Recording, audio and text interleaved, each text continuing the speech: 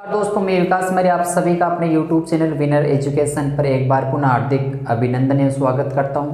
आज का हमारा जो टॉपिक है वो संख्या सिस्टम रहेगा, संख्या पद्धति है। संख्या पद्धति आपने देखा होगा, कोई सी भी क्लास की मैथ की बुक आप उठा के देखोगे, उसमें पहली जो एक्सरसाइज होगी, पहली जो प्रश्नावली होगी वो संख्या से संबंधित मिलेगी। कोई भी क्लास की देख लो, चाहे छठी क्लास, सातवीं क्लास, आठवीं क्लास, नौवीं क्लास, 10वीं क्लास, कोई भी क्लास की आप किताब उठा के देख सकते हो। तो पहली जो प्रश्नावली हमारी रहती है वो है संख्या पद्धति। अब मैंने जो पीछे की वीडियो अपलोड किए थे वो 10th क्लास के बेस पे थे। 10th क्लास की सारी एक्सरसाइज मैंने उसमें बता रखी है। अब मैं ऐसा सोच रहा हूँ कि कंपटीशन के माध्यम से हम YouTube चैनल को और आगे बढ़ाएं, क्योंकि बच्चे काफ़ी ज़्यादा है जो कंपटीशन की तैयारी कर रहे हैं, और उनकी सहायता करने के लिए हमने सोचा है कि क्यों ना हम कंपटीशन की जो मैथ है उसको करवाएंगे। तो इसके लिए मैंने देखा है कि कुछ एग्ज़ाम, जैसे हमें पटवारी का एग्ज़ाम है या एसएससी का या सीजीएल का है, एसएससी की कोई भी एग्ज़ाम हो, तो जो मैथ के क्वेश्चन पूछे जाते हैं उसको आधार रखते हुए हम इस चैनल पे वो सारी प्रश्नावली कराने की कोशिश करेंगे। तो चलो, सबसे पहले जो हमारी प्रश्नावली वो है संख्या पद्धति। संख्या पद्धति आप देखोगे गणित की महत्वपूर्ण इकाई होती है, क्योंकि गणित की जो महत्वपूर्ण इकाई वो है 4: जोड़, बाकी, गुणा और भाग। चाहे आप जोड़ करो, चाहे बाकी करो, चाहे गुणा करो, चाहे भाग करो, आपको किसकी आवश्यकता पड़ती है? संख्या की आवश्यकता पड़ती है। जो हमारा आज का टॉपिक है वो है संख्या पद्धति या नंबर सिस्टम। नंबर सिस्टम या संख्या पद्धति दोनों एक ही बात है। आप देखोगे कोई भी जो संख्या है, संख्या किसी न किसी अंकों से मिलकर बनी होती है। कोई ना कोई हमारे पास ही अंक होता है। तो मैं क्या है कि एकदम जीरो से स्टार्ट कर रहा हूँ, एकदम बेस आपका जीरो है, तो बिल्कुल घबराने की आवश्यकता नहीं है। एकदम जीरो से स्टार्ट करने वाले जो भी बच्चे हैं, मैथ की तैयारी करना चाहते हैं, इस यूट्यूब चैनल के माध्यम से आप तैयारी एकदम बेस्ट कर सकते हो। मैं सारी प्रश्नावली आपको आसानी से बताएंगे। चलो, अब जो सबसे पहले है संख्या पद्धति, तो इसको हम देखते हैं। संख्या पद्धति क्या होती है? कोई भी संख्या वो अंकों से मिलकर बनी होती है, जिसे हम क्या बोल सकते हैं? डिजिट बोल सकते हैं, अंक बोल सकते हैं। तो अंक आपने देखे होंगे, तो अंक हमारे कहाँ से स्टार्ट होते हैं? जीरो से स्टार्ट होते हैं। तो मैंने सबसे पहला जो अंक लिखा वो है 0, उसके बाद 1, 2, 3, 4, ऐसे करके हम सारे के सारे अंक लिख देंगे। 7, 8 और ये 9। ठीक है, तो हमने क्या है, बोर्ड के ऊपर अंक है तो अंकों को लिख दिया है 0, 1, 2, 3, 4, 5, 6, 7, 8 और 9। तो टोटल आपसे कहे कि टोटल अंक कितने हैं, तो टोटल अंक कितने हो जाएंगे? हम बात करें कुल कितने अंक है, तो कुल अंक आप देख सकते हो काउंट करके, 1, 2, 3, 4, 5, 6, 7, 8, 9 और 10। चलो, 10 हो गया। कुछ बच्चों के माइंड में डाउट रहता है कि 0 क्या अंक है या नहीं है। 0 अंक मान भी सकते हो, नहीं भी मान सकते, लेकिन औसत आपको ध्यान रखना है 0 हमारा अंक रहता है। क्यों? क्योंकि आप देखते हो कोई भी हमारे पास, जैसे ये संख्या मैंने लिखी है 25, ये रफ्तारी है, तो 25 आपकी संख्या तो एक ही है, लेकिन इसमें कितने अंक दे रखे हैं? 2 अंक दे रखे हैं। सही बात है ना? ऐसे आपने देखा, मैंने 25 के आगे 0 लगा दिया, तो ये संख्या कितने अंक की है? संख्या एक ही है। कितने अंक इसमें? 2 ही अंक की संख्या है, क्योंकि 0 किस साइड दे रखा है? बाईं साइड। तो 0 अंक माना भी जाता और नहीं भी माना जाता। 0 यदि किसी अंक के दाईं साइड में आता है, 6 के दाईं साइड मैंने क्या लिखा है? 0। यदि 0 दाईं साइड में आता है तब तो 0 को अंक माना जाता है। तो आप देख सकते हो 6 के दाईं साइड है, तो हमारा जो नंबर है वो नंबर कौन सा हो गया? 60। तो 60 कितने अंक की संख्या है? एक अंक की संख्या नहीं, इसमें 0 का अंक मानोगे तो कितने अंक की संख्या हो जाएगी? 2 अंक की संख्या हो जाएगी। इसका मतलब हमारे कुल जो अंक है वो कितने होते हैं? 10 अंक होते हैं। आपने ध्यान में दिया होगा, कोई भी हम जो संख्या बनाते, जैसे कि मोबाइल नंबर देख लो या कोई भी आधार कार्ड नंबर देख लो, पिन नंबर देख लो, तो सभी जो नंबर है, कितने भी बड़े नंबर हो, तो आप नंबर किससे बना सकते हो? इन अंकों से बना सकते हो। ये हमारे सामने जो डिजिट दे रखे हैं, इन डिजिट से आप कोई भी नंबर बना सकते हो, कोई भी संख्या बना सकते हो। छोटी संख्या हो सकती है, बड़ी संख्या हो सकती है। तो चलो, ये तो हमारे अंकों की बात हो गई।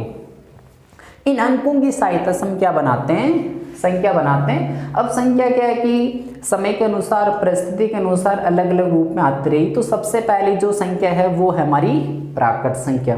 अब प्राकृत संख्या होती क्या है? क्यों गिनती आपने देखा होगा प्राचीन समय से हम क्या कर रहे हैं, गिनती कर रहे हैं। हमारे जो पूर्वज थे वो भी क्या करते हैं, उनके पास जो सामान होता उनकी वो गिनती करके रखते, काउंटिंग करके रखते कि हमारे पास ये कितना सामान दे रखा है। तो गिनती कहाँ से स्टार्ट करते, एक से स्टार्ट करते। आपको ये कहा जाए कि क्लास में कितने बच्चे बैठे, तो आप ऐसे कहोगे कि 0 1 2, बिल्कुल ऐसा नहीं कहते। हम कहाँ से स्टार्ट करते हैं, एक से स्टार्ट करते हैं, एक से शुरू करते हैं। तो सबसे पहली जो संख्या है वो है हमारी प्राकट संख्या। तो चलो इसकी परिभाषा के रूप में ऐसे बोल सकता हूं कि गिनती करने के लिए जिस संख्या का प्रयोग किया जाता है वो कौन सी संख्या कहलाती है, प्राकट संख्या, क्योंकि गिनती कहां से स्टार्ट करते हैं, एक से। तो चलो प्राकट संख्या मैंने सबसे पहले लिखा 1 2 3 4 5, ऐसे लिखते जाओ जी, हमारे पास बोर्ड पे जो जगह है वो खत्म हो जाएगी। लेकिन ये प्राकट संख्या कभी खत्म नहीं होती, यानी ये अनंत होती है, इसकी कोई सीमा नहीं होती, इनफाइनाइट होती है। इसलिए मैंने कितने बिंदु लगा रखे, 3 बिंदु। इन 3 बिंदु का मतलब, ये 3 बिंदु किसको दर्शाती है, ये दर्शाते हैं कि ये संख्या कभी खत्म नहीं होगी, ये आगे अनंत तक ही चलती रहेगी। ठीक है, इसलिए मैंने कितने बिंदु लगा दिए, 3 बिंदु। तो परिभाषा क्या बताई मैंने, प्राकट संख्या आप नॉर्मल बता सकते हो गिनती करने के लिए, कोई ज्यादा लंबी चौड़ी परिभाषा नहीं है, बस इतना सा है कि गिनती करने के जो आप संख्या काम में लेते हो वही क्या कहलाती है, प्राकट संख्या कहलाती है। तो इसकी कुछ विशेषता हो जाएगी। विशेषता का मतलब इसमें जो क्वालिटी दे रखी है वो क्वालिटी क्या है, आप देख सकते हो। सबसे छोटी कौन सी है, 1, क्योंकि सबसे पहले आई है। तो सबसे छोटी प्राकट संख्या कौन सी हो जाएगी, 1। ये इसकी एक विशेषता है। आप सबसे छोटी प्राकट संख्या बता सकते हो 1 है, लेकिन सबसे बड़ी बता सकते हो क्या, सबसे बड़ी 7 के बाद कौन सी आएगी, 8 के बाद 9। ऐसे चलते चलते आपको लाख करोड़ अरब खरब सारी संख्या मिलेगी प्राकट संख्या में, लेकिन कभी खत्म ही नहीं होगी और कभी खत्म नहीं हो सकते। यानी सबसे आगे वाली संख्या बता नहीं सकते, तो सबसे आगे वाली संख्या नहीं बता सकते तो सबसे बड़ी प्राकट संख्या भी नहीं बता सकते। इसका मतलब क्या है, सबसे बड़ी प्राकट संख्या निर्धारित नहीं कर सकते, ये अनिर्धारित होती है। जो निर्धारित नहीं हो सकती, आपको पता है सबसे बड़ी प्राकट संख्या अनिर्धारित है, ये दूसरी विशेषता होगी। अब आप कोई भी प्राकट संख्या ले सकते हो। हमारे पास जो 60 है, 60 पे क्या है, प्राकट संख्या बिल्कुल है। इसमें आगे तक चलोगे तो आपको यह संख्या मिलेगी। अब मैं ये कहूँगी 60 के बाद कौन सी संख्या आती है, तो कुछ बच्चों का प्रश्न ये रहेगा, सर 60 के बाद तो 61 आते, बिल्कुल आते हैं, 62 भी आते हैं, 63 भी आते हैं। क्या 60 के बाद 100 नहीं आते हैं, 100 भी आ सकते हैं। तो इसका मतलब ये हुआ 60 के बाद कोई भी संख्या आ सकती है, लेकिन क्रमागत संख्या की बात करें तो क्रमागत संख्या निकालने के लिए आपको क्या करना है, उस संख्या में 1 जोड़ना है। तो 60 के बाद संख्या कौन सी आती है, 61 आती है। तो 60 के बाद क्रमागत कौन सी संख्या है, 61। 61 भी एक क्या है, प्राकट संख्या है। तो इस प्रकार से हो गई संख्या आपकी। मैंने आपको कहा कि हम अंकों को काम में लेते हैं, किस काम में लेते हैं, संख्या बनाने के लिए। और संख्या आप देख सकते हो, कोई भी देख लो, 1 है तो अंक में उठाया आपने, 7 भी अंक में से उठाया, ये 25 है, इसमें भी देखो 1 अंक 2 को ले लिया, 1 कौन सा ले लिया, 5 को ले लिया। तो आपके पास क्या आ गई, कोई ना कोई संख्या आ गई।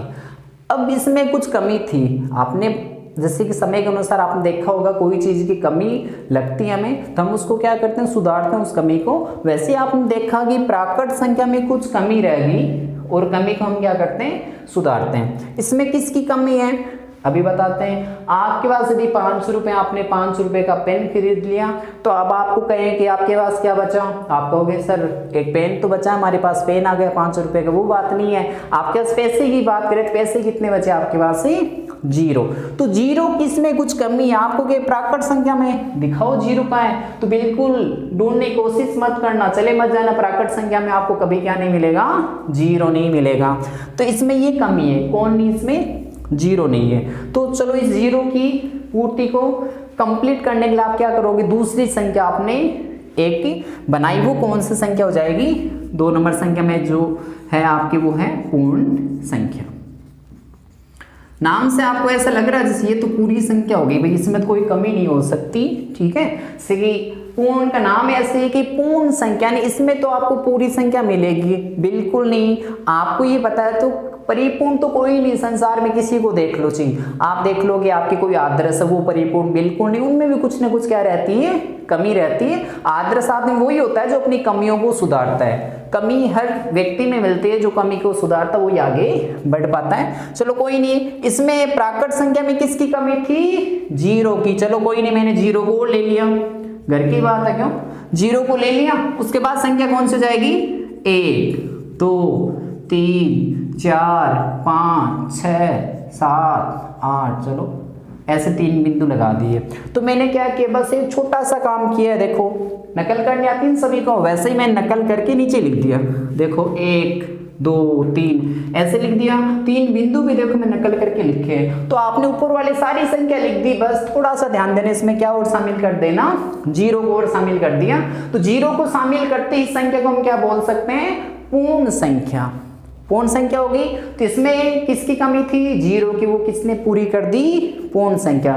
तो पूर्ण संख्या की कुछ विशेषता देख लेते हैं, इसमें क्या स्पेशल है। तो आप देखो सबसे पहले तो 0 ही स्पेशल है, ठीक है, दिखने में आपको छोटा दिख रहा है 0, लेकिन यही क्या है, सबसे डेंजर है। 0 आप देखोगे सबसे छोटी पूर्ण संख्या, सबसे छोटी पूर्ण संख्या कौन सी है, 0, सही है। और सबसे बड़ी पूर्ण संख्या आप बताओगे, सबसे बड़ी पूर्ण संख्या आपको नहीं मिलेगी, सबसे बड़ी पूर्ण संख्या अनिर्धारित है, जिसको हम निर्धारित ही नहीं कर सकते। हो गया इतना। और किसी भी पूर्ण संख्या में आप 1 जोड़ोगे तो आपको आगे वाली पूर्ण संख्या मिल जाएगी। जैसे मैंने 5 में 1 जोड़ा 6, सही है, 8 में 1 जोड़ेंगे 9, सभी मिल जाएगी। कोई भी संख्या आपके पास 100 भी एक पूर्ण संख्या, आगे चलेंगे ना तो 100 भी एक पूर्ण संख्या है, 100 में भी आप 1 जोड़ोगे तो आपको 101 आगे वाली पूर्ण संख्या मिल जाएगी। एक बार सोच के बताना, आपको मैं ऐसे कह रहा हूं, 1 जोड़ते हैं आगे वाली पूर्ण संख्या आ जाती है, क्रमागत क्या, किसी संख्या में से 1 घटाते हैं तो पीछे वाली पूर्ण संख्या आ जाती है। तो आपका पर्सन जरूर यस में रहेगा। आप कहोगे सर बिल्कुल 8 से पहले एक संख्या निकालना, 8 में से 1 कम करेंगे 7, सही है ना, 7 संख्या आ गई। ऐसे आप 4 में से 1 कम करोगे तो ये आपको 3 मिले, वो भी आ गई, सही है ना। तो आप क्या करते हो, किसी संख्या में से 1 घटाते हो तो आपको पीछे वाली संख्या मिलती है, बिल्कुल सही है। लेकिन ध्यान रखना है, 0 के पीछे वाली संख्या देखनी, आप 0 में से 1 कम करोगे और क्या आ जाएगा, -1। -1 किसमें नहीं मिला, पूर्ण संख्या में नहीं मिला। इसका मतलब नाम तो पूर्ण संख्या, इसमें भी कुछ कमी होगी। किसकी कमी होगी, इसमें माइनस की संख्या नहीं है। एक और एग्जांपल के माध्यम से हम समझते हैं। आपके पास 5 रुपए, आप दुकान जाते हो सामान खरीदने के लिए, घर वाले बोलते हैं ले 5 रुपए ले जा और 5 रुपए की चीज खा के आ जा। आपकी फेवरेट चीज है जो 8 रुपए में आ रही है, तो आप क्या है कि वो लेके आ सकते हो क्या, बिल्कुल आप में सादे व्यक्ति यही कहेंगे सर लेके आ सकते हैं, क्या बड़ी बात है, हमारा खाता चलता है, 3 रुपए बाद में दे देंगे। तो इसका मतलब क्या हुआ, आपके पास तो 5 रुपए, आपको कितने रुपए की सामान लेके आना है, 8 रुपए का, तो कितने रह गए, 3 रुपए। 3 रुपए, अब खाता आपका चलता होगा लेकिन आप घर वालों को यही कहोगे कि 3 रुपए, कितने रुपए, 3 रुपए। ये साइन किसका है, बाकी का, सही है ना, हमारी मातृभाषा में इसे बोलते हैं बाकी। तो 3 रुपए आप दुकान वाले के पास क्या छोड़ के आए हो, बाकी छोड़ के आए हो। तो बाकी जो होता है ना, जो माइनस की संख्या, वो किसमें नहीं मिलती, पूर्ण संख्या में। नाम तो इसका पूर्ण था, ठीक है, नाम तो ज्ञानाराम होता है, आता कैसे कबूतर नहीं। इसका मतलब कि नाम का विरोधाभासी, नाम है पूर्ण संख्या लेकिन पूर्ण संख्या ये भी नहीं है, इसमें भी कुछ कमी है। और मैंने कहा था आपको कि परिपूर्ण कोई नहीं होता, तो ये कहाँ हो जाएगा, परिपूर्ण, ठीक है, इसमें कुछ कमी है। और आपको दिखाई दी होगी किसकी कमी है, माइनस की संख्या, इसमें माइनस की संख्या नहीं है। चलो, तो माइनस की संख्या एक दूसरी संख्या मिल जाएगी, उसका नाम हो जाएगा पूर्णांक संख्या। तो चलो पूर्णांक संख्या, तो पूर्णांक संख्या में क्या होगा, आपको माइनस की संख्या मिल जाएगी। इसमें हम पहले ही 3 अनंत के बिंदु दिखा दिए। अब मैंने लिखा -6। आगे जाने के लिए आपको पता है हम कितने कितने जोड़ते हैं, एक एक जोड़ते हैं, एक एक कदम आगे जाना होता है, तब जाके हम सक्सेस हो पाते हैं। आप ये चाहते हो कि पहले दिन सर आज हमें पूरी गणित करवा दे, तो वो पॉसिबल नहीं होगा। मैं आपको क्या है, कदम बाई कदम हर स्टेप से आपको मैथ बताऊंगा। तो देखो -6 मेरे को आगे जाने के लिए इसमें एक जोड़ना होगा, -6 में क्या करना होगा, 1। तो -6 इसमें 1 जोड़ेंगे प्लस के, तो कितने आ जाएंगे, 5, इसका मतलब -6 से बड़े कौन है? -5। इसमें एक जोड़ेंगे तो -4, आगे बढ़ रहे हैं, एक एक जोड़ रहे हैं, -3, -3 में एक जोड़ा -2, -1, 0, 1, 2, 3, इस प्रकार से ये संख्या थी। यहाँ मैंने 3 बिंदु लगा दिए। तो इसको नाम क्या दे रखा मैंने? पूर्णांक संख्या नाम दे रखा है। तो पूर्णांक संख्या में आपने देखा इसमें माइनस की, यानी जो पूर्ण संख्या में कमी थी वो किसने पूरी कर दी?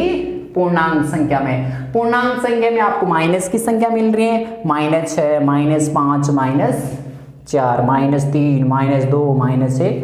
तो आपने देखा इसमें दोनों साइड मैंने क्या किया? अनंत का निशान लगा रखे। अनंत का निशान होने का मतलब क्या है? आप देखो क्या इसमें सारी संख्या, सबसे पहले हमारी बात कौन सी थी? पूर्णांक संख्या। तो पूर्णांक संख्या है इसमें देखो 1, 2, 3, तो इसमें 1, 2, 3, 4 सारी संख्या मिल जाएगी। प्राकृत संख्या मिल गई। उसके बाद बात करते हैं पूर्ण संख्या। तो पूर्ण संख्या कहाँ से स्टार्ट होती है? 0 से। पूर्ण संख्या भी मिल गई। इसमें और एक्स्ट्रा संख्या की कौन सी संख्या? माइनस की संख्या। तो आप क्या बता सकते हो पूर्णांक संख्या की परिभाषा? यानी जिसमें आपको प्लस की संख्या मिले, माइनस की संख्या मिले और 0 भी मिल जाए, वो कौन सी संख्या हो सकती है? पूर्णांक संख्या। क्या ऐसे बता सकते हो जो 0 के दोनों साइड चलती है, दाएं साइड भी चलती है और बाएं साइड भी चलती है, उसे हम कौन सी संख्या बोल सकते हैं? पूर्णांक संख्या। अब पूर्णांक संख्या को 0 क्या करता है? 2 भागों में विभाजित कर देता है। ये 0 क्या बंटवारे का काम करता है, सीधा साधा व्यक्ति ये, लेकिन बंटवारे का काम करता है। देखो इसने क्या, 0 की उस साइड संख्या भी है और 0 के इस साइड भी संख्या है। तो 0 के जो दाईं साइड संख्या दे रखी है वो प्लस की है, और प्लस के निशान को हम हिंदी में क्या बोलते हैं? धनात्मक। ये लो मैंने नाम लिखा धनात्मक पूर्णांक। जो 0 की दाईं साइड संख्या दे रखी है वो हमारी कौन सी संख्या होती है? धनात्मक संख्या होती है। और 0 के जो बाईं साइड में दे रखी है वो कौन सी जाएगी? ऋणात्मक है। अब साथ में आगे हम पढ़ क्या रहे? पूर्णांक पढ़ रहे हैं, तो साथ में नाम क्या भी लिख दो? पूर्णांक। तो 0 की दाईं साइड की संख्या को हम धनात्मक पूर्णांक बोलते हैं, 0 की बाईं साइड की संख्या कौन सा पूर्णांक बोलते हैं? ऋणात्मक पूर्णांक। या ऐसे भी बोल सकते हो, जो प्लस की संख्या होती है उसे हम कहते हैं धनात्मक पूर्णांक, और जो माइनस की संख्या होती है उसे हम कौन सा पूर्णांक कहते हैं? ऋणात्मक पूर्णांक। अब इसमें आपको ये कहे कि सबसे छोटा पूर्णांक कौन सा है? तो सबसे छोटा पूर्णांक देखने के लिए चलो भी रास्ते में, -1 से छोटा -2 मिला, -2 जैसे आप पीछे जाओगे ना तो माइनस की संख्या ही मिलेगी। -3 से और पीछे गए -4, और छोटी संख्या मिली, और छोटी संख्या मिली, इसे भी आप पीछे एक करके माइनस करते जाओगे तो आपको माइनस एंड छोटी संख्या मिलती रहेगी, लेकिन सबसे छोटी संख्या कभी आपको नहीं मिलेगी। यानी सबसे छोटी पूर्णांक संख्या कोई नहीं है, यानी अनिर्धारित है, उसको हम निर्धारित नहीं कर सकते, यानी ये नहीं बता सकते सबसे छोटी संख्या है। वैसे सबसे बड़ी संख्या भी हम नहीं बता सकते, सबसे बड़ी पूर्णांक संख्या हम नहीं बता सकते। इतनी बात समझ में आ गई ना? तो अब देखो कुछ बच्चों के मन में ये था, सर ऐसे क्या सभी संख्या में कमी होती है क्या? हाँ सही है प्यारे विद्यार्थियों, सभी संख्या में क्या होती है? कमी। इसमें कमी थी 0 की, चलो हमने आविष्कार किया, दिन रात मेहनत करके पूर्ण संख्या बना दी, उसमें 0 आ गया। अब इसमें भी क्या है कि माइनस की संख्या की कमी है, तो हमने माइनस की संख्या भी ले। अब भी कमी है, इसमें कमेंट के माध्यम से बता सकते हो क्या कमी है, क्या इसमें कुछ कमी है क्या? आप कहोगे सर 0 भी आ गया, प्लस की संख्या आ गई, माइनस की संख्या आ गई, अब तो कमी है, तो बिल्कुल है, ये कमी इसमें भी है। किसकी कमी है?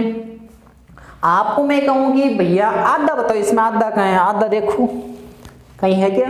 इसमें आपको आधा कभी नहीं मिलेगा, आधा नहीं मिलेगा, पाव नहीं मिलेगा, इस प्रकार की संख्या इसमें नहीं मिलेगी आपको, ठीक है? तो इस कमी को पूरा करने के लिए हम एक दूसरी संख्या बनाते हैं जिसको हम नाम देंगे